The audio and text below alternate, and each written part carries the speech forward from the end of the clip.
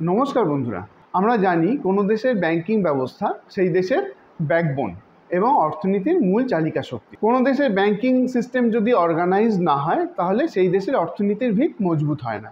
আমাদের প্রত্যেকেরই এক বা একাধিক ব্যাংক অ্যাকাউন্ট থাকে। তো ব্যাংকের যে অ্যাকাউন্ট থাকে সেই অ্যাকাউন্টে সেভিংস অ্যাকাউন্ট এবং ফিক্সড ডিপোজিট অ্যাকাউন্টে আমরা টাকা রাখি। অনেকে আছেন যারা ব্যাংকের সেভিংস অ্যাকাউন্টে অনেক টাকা রাখতে পছন্দ করেন, আবার অনেকে আছেন যারা ব্যাংকের সেভিংস অ্যাকাউন্টে বেশি টাকা রাখতে চান না। তো আমরা কি জানি যে ব্যাংকের সেভিংস অ্যাকাউন্ট এবং ফিক্সড ডিপোজিট অ্যাকাউন্টে ঠিক কত টাকা রাখা উচিত এবং এই রাখা টাকার নিরাপত্তা ঠিক কতটা? তো বন্ধুরা, আজকে আমরা ভিডিওয় এই আলোচনাটাই করব, অর্থাৎ ব্যাংকের সেভিংস অ্যাকাউন্টে এবং ফিক্সড ডিপোজিট অ্যাকাউন্টে ঠিক কত টাকা রাখা উচিত এবং এই রাখা টাকার নিরাপত্তা ঠিক কতটা সেই বিষয়ে। প্রথমেই বলি যে ব্যাংকে সেভিংস অ্যাকাউন্টে রাখা টাকা ঠিক কতটা রাখা উচিত সেই সম্পর্কে কোনো হার্ড অ্যান্ড ফাস্ট রুল নেই। আমরা জানি ব্যাংকে সেভিংস অ্যাকাউন্টে লিকুইডিটি খুব বেশি থাকে, অর্থাৎ যখন খুশি চাইলে সেই টাকা তুলতে পারি প্রয়োজন মতো। কিন্তু ব্যাংকের সেভিংস অ্যাকাউন্টে রেট অফ আর্নিং বা রেট অফ ইন্টারেস্ট খুব সামান্য, প্রায় নেই বললেই চলে। এখানে উল্লেখযোগ্য যে পৃথিবীর অনেক দেশ আছে যেখানে সেভিংস অ্যাকাউন্ট বা তার ইকুইভ্যালেন্ট অ্যাকাউন্টে রেট অফ ইন্টারেস্ট নেগেটিভ, অর্থাৎ ব্যাংকে সেভিংস অ্যাকাউন্ট বা ইকুইভ্যালেন্ট অ্যাকাউন্টে টাকা রাখলে তাকে সেই ব্যক্তিকে উল্টে ব্যাংককে ইন্টারেস্ট দিতে হয়। তো ভাগ্যক্রমে আমাদের বা ইন্ডিয়ায় এরকম সিচুয়েশন এখনও হয়নি। ব্যাংক এখনও কিছুটা rate of interest, marginal rate of interest savings অ্যাকাউন্টের ওপর দেয়।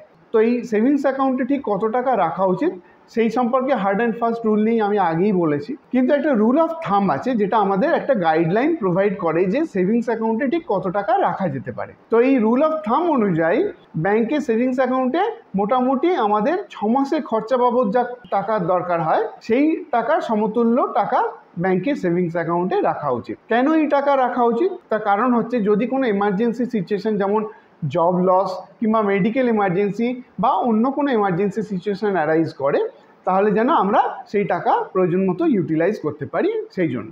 আর ব্যাংকের ফিক্সড ডিপোজিট হলো একটা ফিক্সড ইনকাম ইনস্ট্রুমেন্ট, এটা লো রিস্ক লো রিটার্ন ইনভেস্টমেন্ট।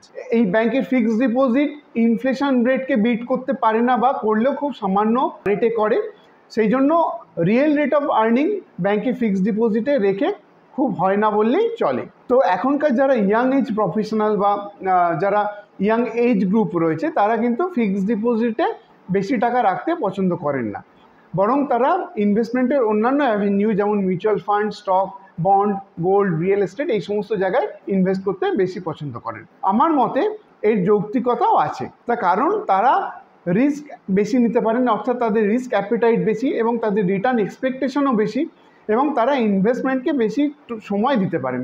সুতরাং তাদের যথেষ্ট যৌক্তিকতা আছে এই ব্যাপারে যে তারা অন্যান্য হাই রিস্ক হাই রিটার্ন ইনস্ট্রুমেন্টে ইনভেস্ট করার। কিন্তু যারা রিটায়ার্ড পারসন বা এজেড পারসন এবং যাদের কাছে সেফটি অফ প্রিন্সিপাল খুব গুরুত্ব পায় তারা কিন্তু প্রয়োজনের তুলনায় একটু বেশি টাকায় ফিক্সড ডিপোজিটে রাখতে পছন্দ করেন এবং তাদের রাখা উচিত।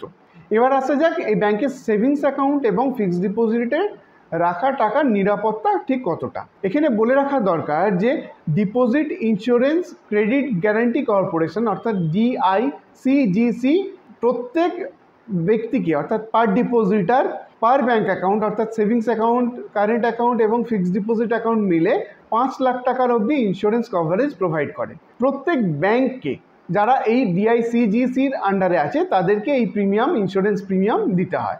সুতরাং বলা যেতে পারে 5 লাখ টাকা অবধি আমাদের প্রত্যেক ব্যাংকে টাকা সুরক্ষিত।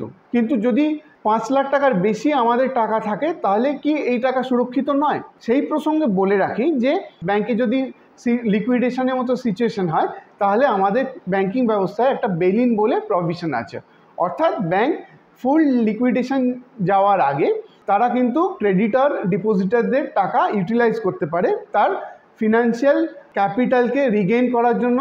সুতরাং বলা যেতে পারে যে 5 লাখ টাকার ওপরে কিন্তু টাকার সেই অর্থে কোনো অন পেপার গ্যারান্টি নেই।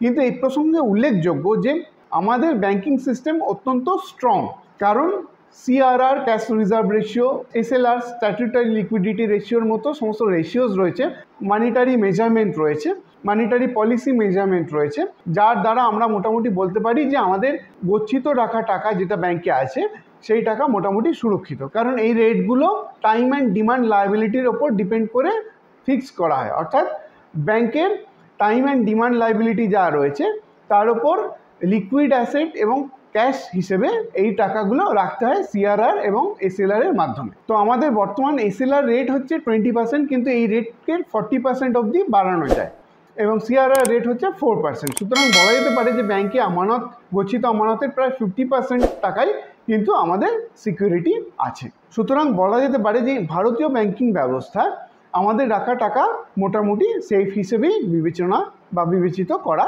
যেতে পারে। তো বন্ধুরা, আপনারা যদি এই ভিডিওটি হেল্পফুল মনে করেন এবং এটা মনে করেন যে এই ভিডিওর মাধ্যমে আপনারা কিছু গুরুত্বপূর্ণ ইনফরমেশন পেলেন, তাহলে ভিডিওটিকে অবশ্যই লাইক করবেন এবং আমার চ্যানেলটিকে সাবস্ক্রাইব করবেন।